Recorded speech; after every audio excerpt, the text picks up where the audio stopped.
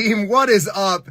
Welcome to this very odd live environment. I am coming at you from the front seat of a moving truck. I'm actually shuffling tables all around the country for ice physio courses. I am in Philadelphia right now. I'm sitting outside of Onward, Philadelphia. I was going to live stream from in there, but they've got a bunch of patients, so I'm actually out in the moving truck, and we're going to deliver the goods right here from this environment. So it is, whether I'm in a moving truck or not, it is still Gut Check Thursday. Let's talk about the workout. The workout is, and I'm about to do it in about 15 minutes, it is an AMRAP 12. 12 minutes, as many rounds and reps as possible of 15 or 12 calories on the rower, followed by 9 handstand push-ups, followed by 6 box jumps. So looking at that workout, 12 minutes, you got to think maybe 3 minutes around with transitions. So think about getting somewhere between 4 or 5 rounds in. Should be a good gymnastic heavy workout. I will post my score here in about a half an hour.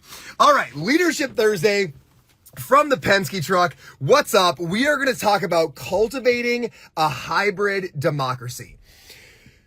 It is a tricky business in leadership, this idea of asking for opinions. And this is not intentionally thought of nearly enough, considering how important it is for a company to function well and to utilize people's talents efficiently.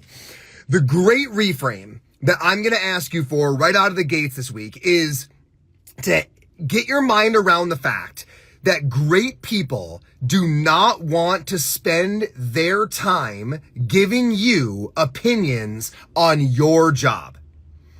I repeat, your great people that are working with you do not want to spend their valuable time giving you opinions on your job. You tell yourself that they want to give you their opinions because you don't want to own the decision. This is the really hard truth that I'm delivering this morning that we see plague management all the time in companies is you're always harvesting opinions because you don't want to own that decision for better or worse. And you not wanting to be the one saying, I'm making this call. You always want to be able to say, hey, we made this call, right? You always want to diffuse responsibility. That's not really a luxury of good, efficient leadership. And so we tell ourselves this narrative that everybody wants to be heard from because we don't want to be the one making the decision. I will go a little further and say, if you really are convinced that your people want to be giving you their opinion all the time, one of the following things is true. Either number one, they are not well positioned and busy operating inside of their own genius. You as a leader have not gotten them in a spot in the company where they are so engaged in what they're doing and what they're growing and how they're using their talents. They are so engaged that they don't want to pull away from that and give you the opinion. You have not gotten them in a spot where they are captivated with their own position. And thus they're looking to help out in other areas because you don't have them well positioned. Number two, they just aren't the right person, right? So you don't have that spot for them. That's a reality all the time. But if someone's always got a hand up trying to chime into your conversations, you've got to wonder, like, if I'm not finding the right spot for this person to get engaged and captivated, maybe they just aren't the right person. Or, and this is probably more commonly true than we want it to be, they don't trust you to make the right call. If you've got a bunch of people who are always trying to guide your decision making, there might be a really unfortunate underlying reality that they don't trust you to be in that leadership position. Because if you have the right people and they are well positioned growing their division or their section of the company and they are innovating and they have their own team they're developing, if you've got people positioned well, honestly, the last thing in the world they want is to pause what they are doing to have to chime in on what you're supposed to be doing. And I think if you feel that way, you need to really evaluate which one of those is the underlying cause. All right. Having said that, how do we handle opinion gathering properly in an organization as a leader? 3 steps. Take these 3 steps home with you, and this is going to clean up a lot of your efficiency inside your company. Number 1, of course, is be decisive. Every call that you have a strong inclination of the right direction for, make the call. Just make it, right? Don't look around to harvest a bunch of opinions to be able to diffuse the responsibility. Just make it. And I will say, if that is not 50% of decisions, you're not the right person for the seat. If it is not at least every other decision that comes across your desk that you're like, hey, I know what direction we need to go here. If you don't feel that way more than half the time, you are not the right person to be leading that company, that division, what have you. Beyond be decisive, because that right there gets rid of 50% of the problem. Be specific. So once you do say, okay, I'm not 100% sure here, I do want to harvest some opinions, harvest some opinions. It literally never makes sense to ask everyone anything. There is no question that every single person in your company should have to get asked to make the right call. There are specific people who operate in that sphere or have certain expertise. So once you say, I'm not ready to make this call alone, fine. But don't ask everybody, right? Ask a select group of people whose opinions really make sense that you're harvesting to better inform your move forward. Now, when you do that, make it clear who you're asking and why you're asking them.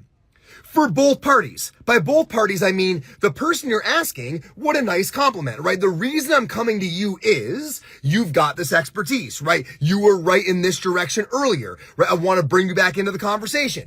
It's a nice compliment for those who you're bothering for their opinion. And it's nice when you're not asked to know why you weren't asked, right? If you don't have the relevant expertise, it would make no sense for you to be asked. But it's good to hear that. So be clear when you say, I'm asking these handful of folks, right? Here's why we're doing that. Those two things, be decisive, make every call that your gut is capable of, and then be specific. Ask only people who are really relevant to ask. Those two things avoid the biggest problem in all of opinion gathering leadership. And that is asking for someone's opinion and not using it. If you, first of all, don't ask all the time, and number two, only ask people whose input you know is going to steer that decision, you're not just asking to be nice, you'll avoid the number one mistake. And that is asking people when you don't intend to actually use their opinion. And that is what drives people crazy. And rightfully so. I mean, how incredibly rude, right? To have your opinion garnered or gathered and then have it not utilized or even recognized. Like, talk about someone not valuing your time. And that's how so many people on teams feel, because they're getting all these polls, their opinion's always being taken, but they don't see it actually enacted inside of that decision-making process. And that is the third step. Be decisive, be specific. And then once you make the decision, explain how you use the opinions you gathered. That is a critical missing step. When somebody stepped away from what they were doing, they were loving doing, and took the time to give you a thoughtful opinion or insight, when you do make the call, make sure you say, you reach back out. Here's why I did what I did. Here's how I used your thoughts. Here is how everybody who informed me steered our decision to ultimately this end product. Be decisive, be specific, and then be clear.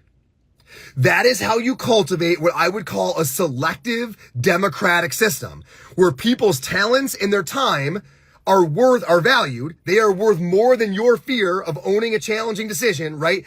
But it also allows your company to be maximally efficient because you aren't always pulling people away from what they're doing really well at, okay? Stop asking everybody's opinion. The right people don't want to be stepping away from what they're doing to give you their opinion. But when you need it, choose right people only, and then explain to them how their valuable time, giving you thoughtful insight, was utilized to direct the company forward. Cultivate a selective democracy. All right, team, I'm going to jump into Onward Philly. I'm going to get Gut Check Thursday done, and I'm going to get out of this truck. I am really sorry for that obnoxious yellow background. Have an awesome day. I will see you next week on Leadership Thursday.